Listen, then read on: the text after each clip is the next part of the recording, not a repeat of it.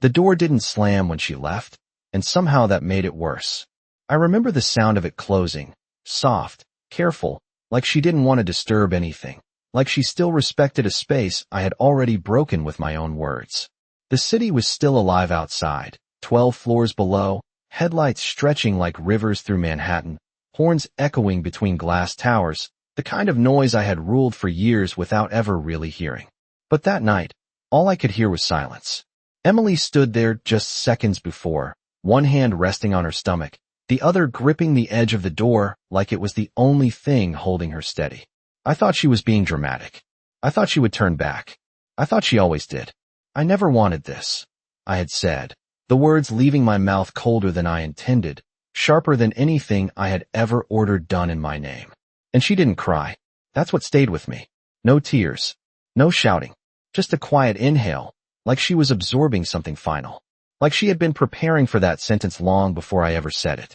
Her eyes met mine, not angry, not even hurt the way I expected, just done. And then she nodded. A small, almost polite nod, like I had confirmed something for her. That was the moment I should have stopped her. That was the moment I should have taken it back, crossed the room, said anything else, anything better. But I didn't move. I stood there, hands in my pockets, pretending control meant indifference, pretending power meant I didn't need to chase what was already mine. The elevator dinged down the hall a few seconds later. I heard her footsteps fade into it. Still, I didn't move. Because men like me don't run after anything. We don't beg. We don't second guess. That's what I told myself. That's what I had built my life on. Control. Precision. Distance. The door closed behind her, and for a moment, nothing changed. The lights stayed on. The skyline didn't flicker.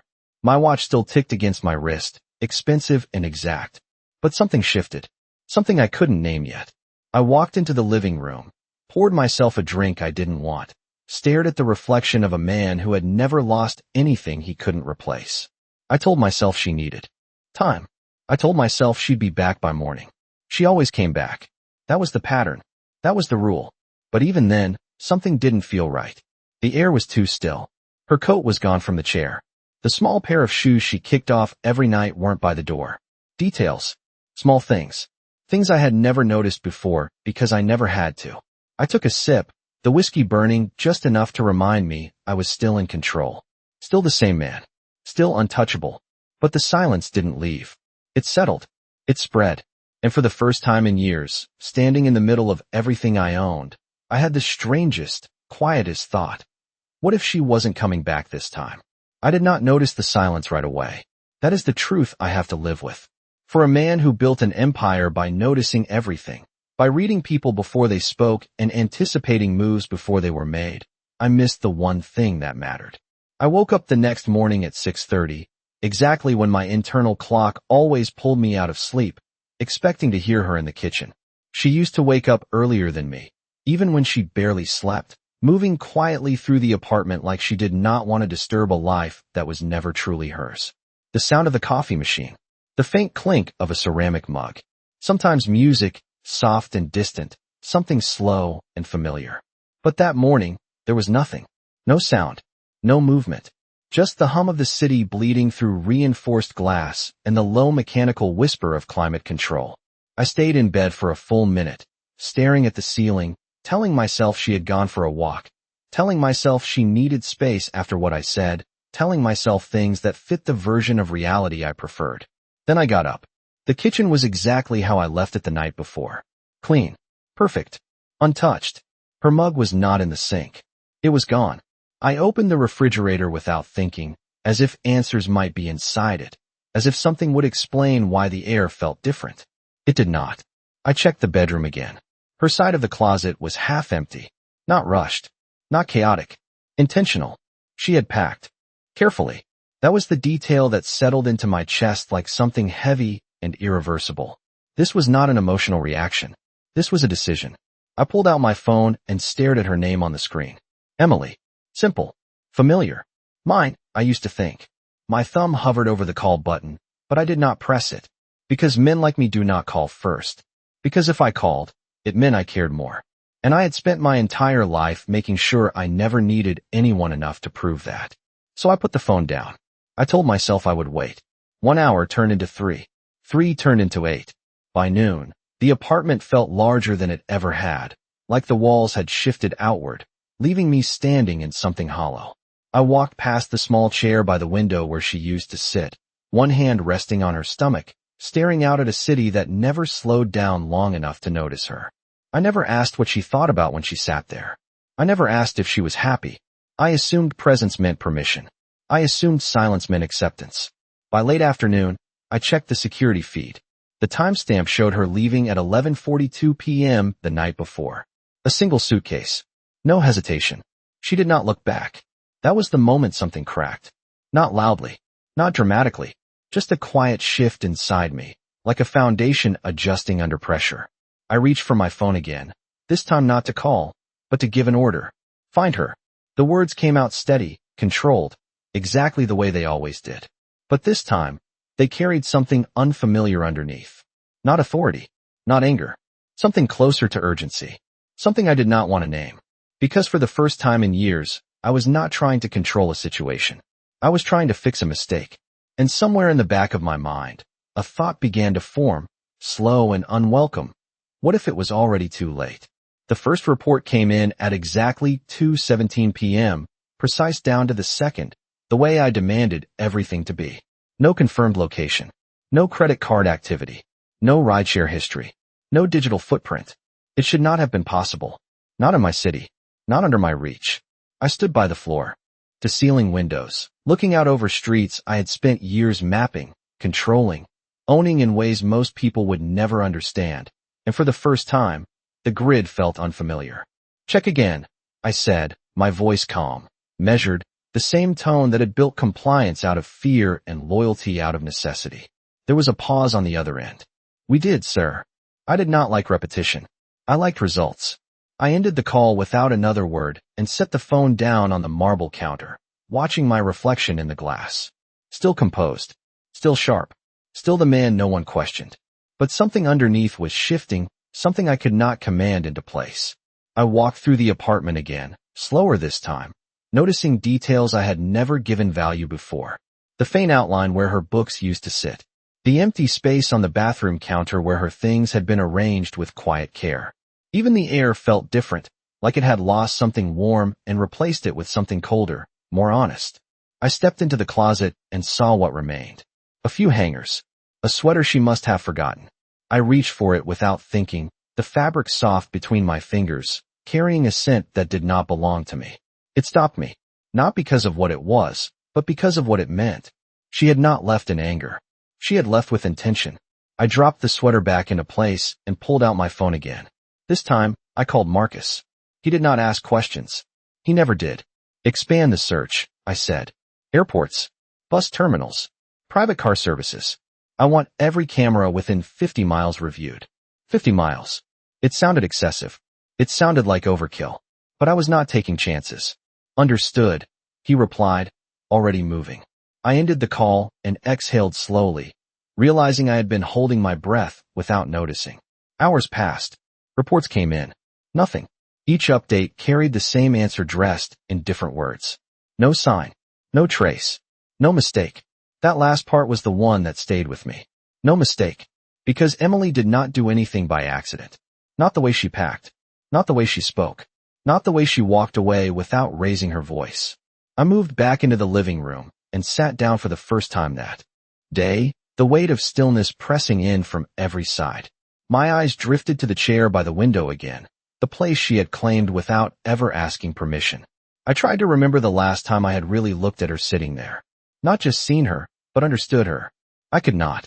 That realization settled deeper than anything else, because it meant I had lived beside her without ever knowing her. The phone buzzed again. Another update. Another failure. I did not answer this time. I just stared at the screen until it went dark. And in that silence, something became clear in a way it had not before. This was not about finding her quickly. This was about the fact that she had made sure I could not. That she had planned for this. Planned for me. And for the first time since she walked out that door, I felt something unfamiliar settle into my chest. Not anger, not control, not even fear. It was understanding. Slow, quiet, and impossible to ignore. She had not just left me. She had prepared to disappear from me. And people only do that when they know exactly who you are. The realization did not hit all at once. It unfolded slowly, like something I had ignored for too long finally demanding to be seen. I went back to the security footage, not to track where she went, but to understand how she left. The screen flickered to life, timestamp glowing in the corner, and there she was again, stepping into the frame with that same quiet composure. A single suitcase in her hand, her coat draped neatly over her arm. No hesitation, no rushing. She moved like someone who had already made peace with what she was about to lose. I leaned closer, watching details I had missed the first time. The way she paused just before the door. Not long, just a second. Enough to take a breath. Enough to steady herself. Then she reached for the handle and walked out of my life without looking back. I replayed it again and again, each time noticing something new. The way her shoulders were straight, not slumped. The way her steps were even, measured. There was no uncertainty in her. Only decision. I stepped away from the screen and felt something unfamiliar settle into my chest. Not panic. Not yet. Something quieter. Something sharper. Respect. Because this was not escape. This was strategy. I walked into my office and opened the drawer I rarely touched. Documents. Contracts. Things I kept for leverage, for control, for certainty. And buried beneath it all, I found the file I had not looked at in months. Her name on the tab. Emily Carter. I pulled it out and set it on the desk, staring at it longer than I should have. I used to tell myself it was protection, that knowing everything about her meant I could keep her safe. But now, flipping through the pages, I saw something else. I saw patterns. I saw how she had changed over time. The small details. The classes she stopped attending. The friends she slowly cut off. The way her world had become smaller while mine stayed the same size. I had not noticed because it benefited me. Because it kept her close. Because it meant she depended on me more than I ever depended on her. I closed the file and sat back, the leather chair creaking softly beneath me. For the first time, I asked a question I should have asked long ago. Not where did she go, but why did she stay as long as she did? The answer came faster than I expected. Because she loved me. Because she believed in a version of me I never tried to become. And last night, with one sentence, I proved her wrong. The thought settled deep, heavier than anything before it. I stood up again, restless, the energy in my body shifting from control to something closer to urgency. I picked up my phone and called Marcus again. This time, my voice was different. Still calm. Still steady. But there was no distance left in it. Stop looking for mistakes, I said. Start thinking like her. There was a pause. What do you mean? I looked back at the frozen image on the screen, her hand on the door, her face turned slightly away from the camera. She is not hiding, I said quietly. She is building a new life. The words felt foreign in my mouth. Unfamiliar. But they were true. And truth has a way of stripping everything else away. I ended the call and stood there, the city stretching out in front of me, unchanged and indifferent. For years, I believed. Control meant I could shape outcomes, bend reality to my will, keep everything exactly where I wanted it. But standing there, watching a life I had taken for granted disappear without leaving a trace, I understood something I had never allowed myself to consider. Control only works on people who choose to stay. And Emily had already chosen to leave. The night felt longer after that. Not because time slowed down, but because I stopped filling it with noise. No calls. No meetings. No distractions disguised as importance. I stayed in the apartment, moving through rooms that suddenly felt unfamiliar, like I was walking through a place I had owned but never truly lived in. The city outside kept moving, always does, headlights sliding across the walls in slow patterns, sirens in the distance, people living lives that had nothing to do with mine. I used to find comfort in that. The idea that everything kept going no matter what. That nothing depended on anyone. But that night, it felt different. It felt like the world had continued forward without waiting for me to catch up. I stopped in the hallway outside the bedroom and looked at the closed door. Something about it felt heavier now. Like stepping inside would confirm something I was not ready to fully accept. Still, I opened it. The room was exactly how she left it. Not empty. Not stripped. Just incomplete. Her side of the bed was made, neat and precise. The way she always did it, even when she was exhausted. Mine was not. I never cared enough to fix it. That contrast hit harder than I expected. I walked further in, slower this time, noticing things I had ignored for months. The book on her nightstand, a page folded carefully at the corner. A glass of water, half full, untouched since last night. And then I saw it. Something small. Something I could have missed if I had not been looking differently. A piece of paper, tucked just slightly under the lamp. I picked it up without thinking, the movement automatic, controlled, like everything else I did. But my hand paused when I realized it was not a note. Not a message. Just a list. Simple. Clean handwriting. Items written in a careful order. Vitamins. Appointments. Dates. And then one word that stopped everything else from existing. Baby. I read it again. Then again. As if the meaning might change if I looked at it long enough. It did not. It only became heavier. Real in a way nothing else had been. My chest tightened. Not sharply. Not dramatically. Just enough to make breathing feel different. I sat down on the edge of the bed, the paper still in my hand, and tried to place the timeline together. The quiet mornings. The way she moved slower. The way her hand rested on her stomach without realizing it. I had seen it. I just never asked. Because asking meant caring. And caring meant giving something up. Control. Distance. The illusion that I needed nothing from anyone. I let out a breath I did not know I was holding and looked around the room again. But this time, everything felt changed. This was not just a space she had left. This was a life I had failed to see while it was right in front of me. The phone buzzed somewhere behind me. Another update, another voice waiting for instructions, but I did not move to answer it. For the first time, none of that mattered. Not the search, not the strategy, not the systems I had built to handle everything else. Because this was not something I could solve with reach or power. This was something I had already broken before I even knew it existed. I looked down at the word again. Baby. One word. 5 letters. And somehow it carried more weight than everything I owned. And in that moment, sitting in a room that still held pieces of her, I understood something I could not ignore anymore. I had not just lost her. I had lost something I never gave myself the chance to deserve. The word did not leave my hand. I carried it with me as I stood up, as I walked out of the bedroom, as I moved through the apartment like a man trying to recognize a place he thought he owned. Baby. It repeated in my mind, not loud, not demanding, just present, steady, impossible to ignore. I had built my life on knowing everything before it happened, on anticipating risks, controlling outcomes, staying 10 steps ahead of anyone who thought they could surprise me. And yet this had been right in front of me, quiet and patient, waiting for me to notice. I did not. That was the part that stayed with me. Not that she left, not even what I said, but that she carried something that important, and I never asked. I stopped in the living room and looked at the chair by the window again, the place she used to sit every morning with her coffee, her fingers tracing slow circles over her stomach like it was instinct, like her body knew something her words had not yet shared. I had seen it. I remember that now. The small movements, the pauses, the way she would look out at the city, not like she belonged to it, but like she was deciding something about it. About us. About what came next. I mistook it for distance. For quiet. For something that would pass. I did not realize it was clarity. My phone buzzed again, sharper this time, more insistent, dragging me back to the part of my life that still functioned the way it always had. I picked it up, staring at the name on the screen for a second before answering. We have something, Marcus said, his voice controlled, efficient, the same tone he had used for years. Reliable. Certain. A camera near the east side picked up a vehicle matching her description. Timestamp is just after midnight. I closed my eyes for a brief second, letting the information settle. Finally, a direction, a lead. The part of me that had been trained to act, to move, to take control, started to come back into place. Where is it headed? I asked. Out of the city, he replied.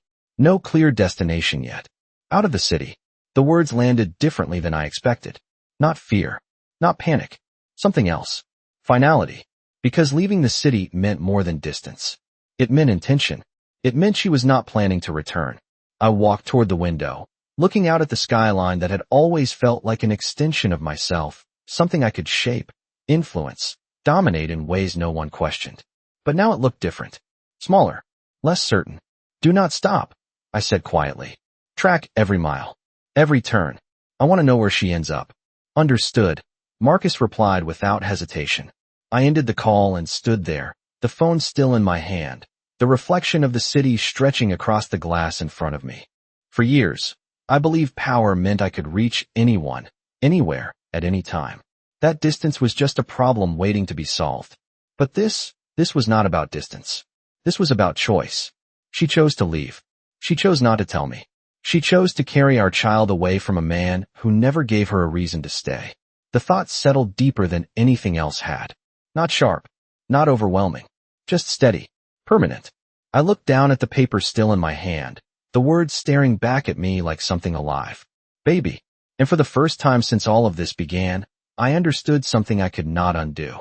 This was no longer about finding her quickly. It was about whether I could ever become the man she would not have to run from. I did not leave the apartment that night.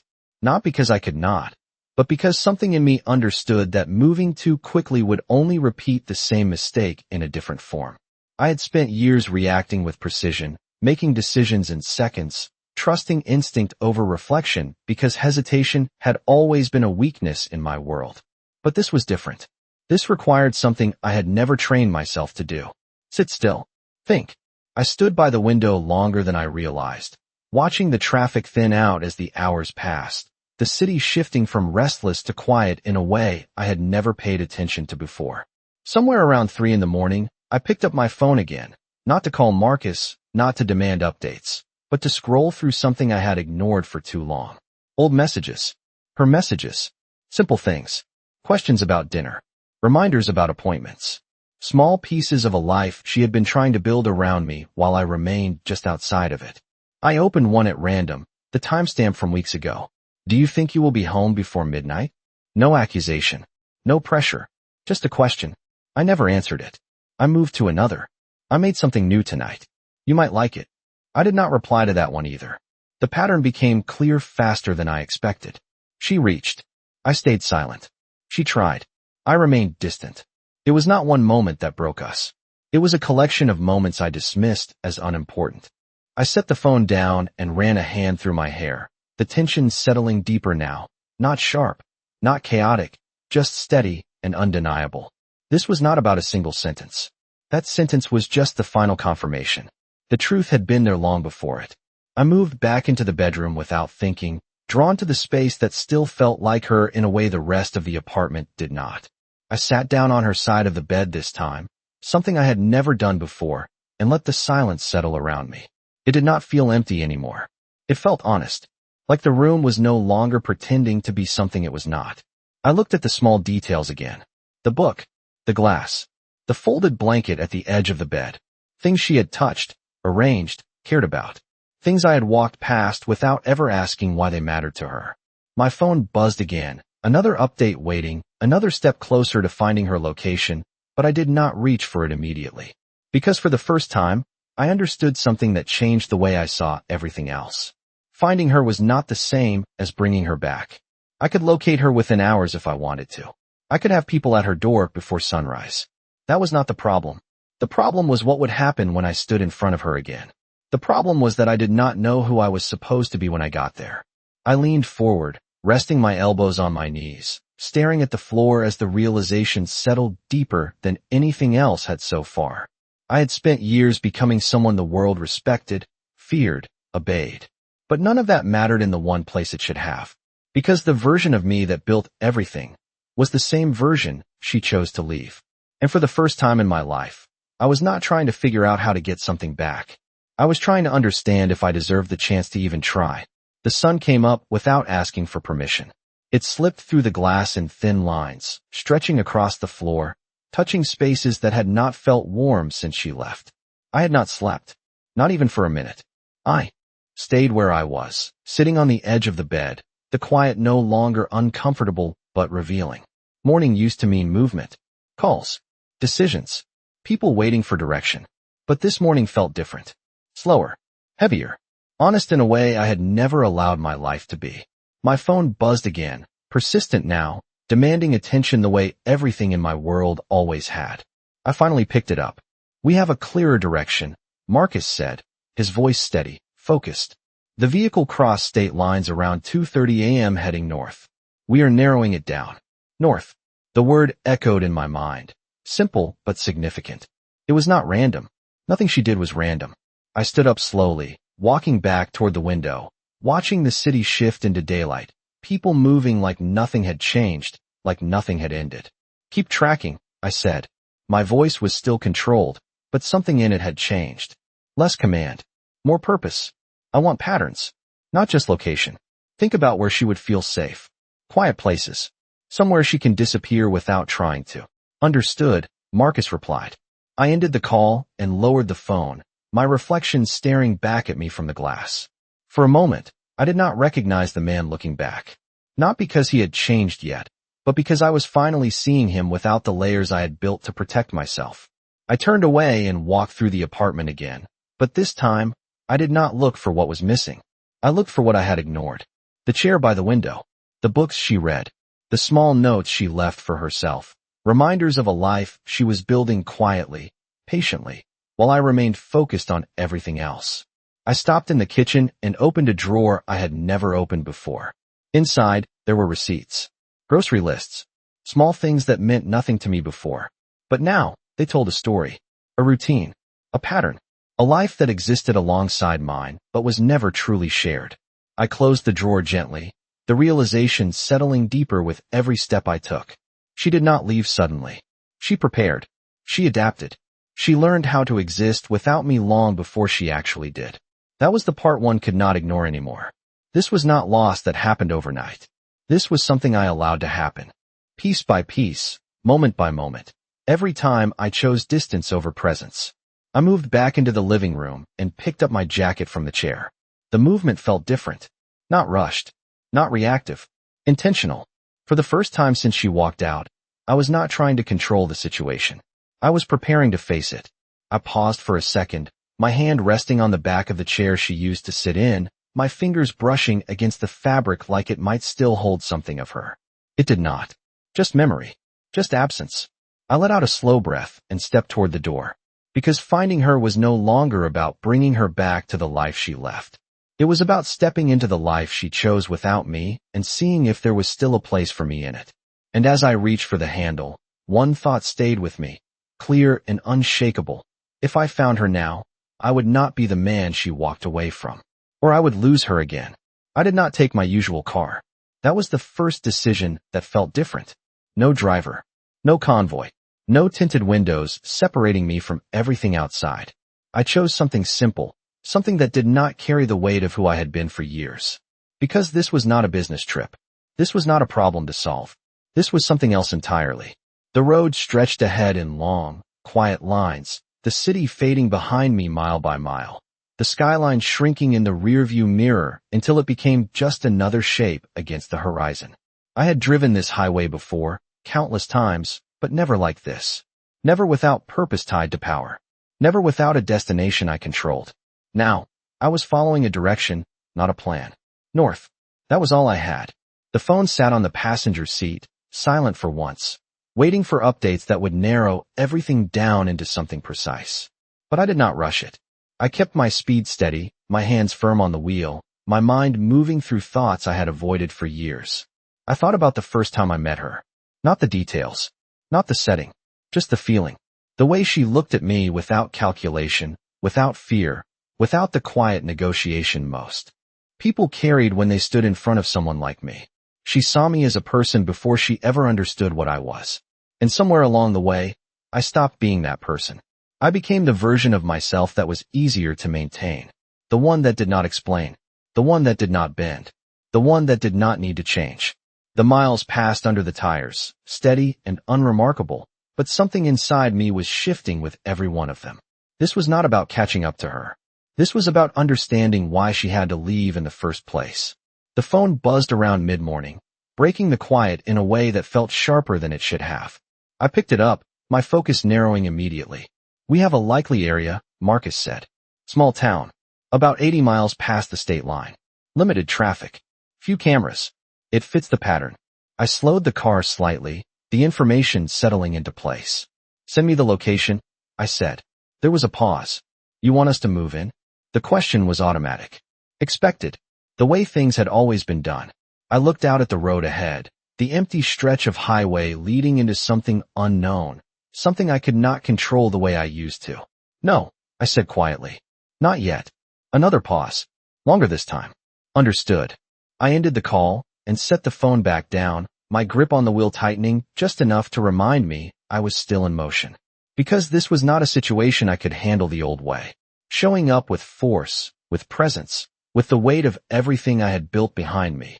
That would only prove her decision was right. I needed to arrive differently. I needed to be someone she would not recognize as a threat. The thought felt unfamiliar, but it stayed with me as the road narrowed. The buildings grew smaller, the city fully replaced by open space and quiet streets. This was her choice. Distance. Simplicity. A place where she could breathe without looking over her shoulder. I turned onto the exit Marcus had sent, the sign barely noticeable unless you were looking for it.